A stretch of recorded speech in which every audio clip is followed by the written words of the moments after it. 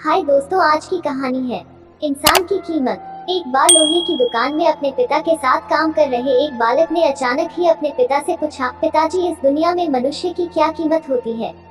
पिताजी एक छोटे से बच्चे से ऐसा गंभीर सवाल सुनकर हैरान रह गए। फिर वे बोले, बेटे, एक मनुष्य की कीमत आंकना बहुत मुश्किल है, वो तो अनमोल है। बालक, क्या सभी उतने ही कीमती और महत्वपूर्ण हैं? पिताजी, हाँ बेटे। बालक के कुछ पल्ले पड़ा नहीं। उसने फिर सवाल किया, तो फिर इस दुनिया में कोई गरीब तो कोई अमीर क्यों है? किसी की कम इज्जत तो किसी की ज्यादा क्यों होती है?